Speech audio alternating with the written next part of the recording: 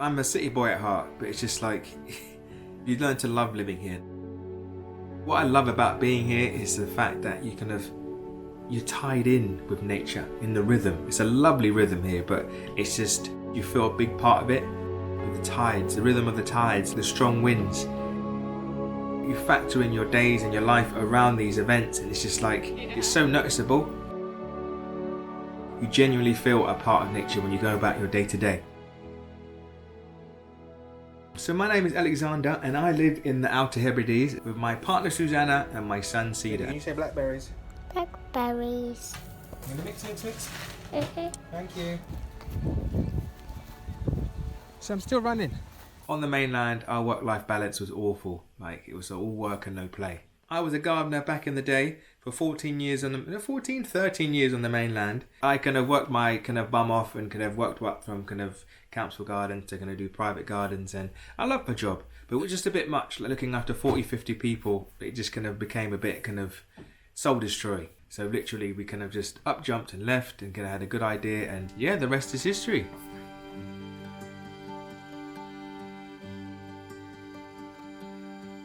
So in 2050, I'd like to think the natural world would be thriving due to us taking the time to understand nature. Instead of working against it, we work with it, if that makes sense. I mean, literally just like trees and ponds and swales and just everything just flowing. Like the birds were flying out of flipping tube stations, you name it. And I'd like to think that we understand nature, because we're a big part of it, and we forget that. We're mammals too. I've moved here. I'm like the alien in this environment, in this place here. And I want to help out everything around me, all the flora and fauna I like, and enjoy my space whilst I have it, basically, and whilst I'm here, because I know a lot of the trees I'm planting, I'm not going to see them grow big.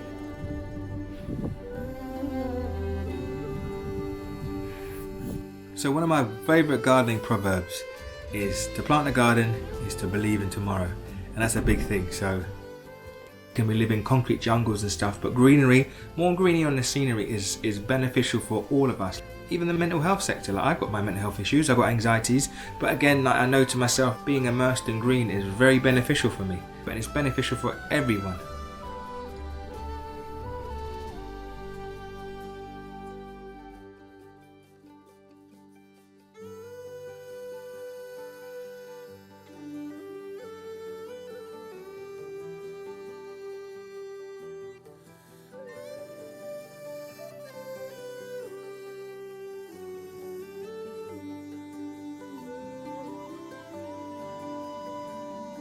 So now, I've learned a lot over the years when it comes to deadwood features, but my first ever deadwood feature was, funny enough, we owned a piece of land in Surrey, and about 3 acres, southwest, south facing, beautiful patch, brook running all around on the side, lovely patch. We had some barn owls too, I built some pallet sheds. I learned a hell of a lot in that space.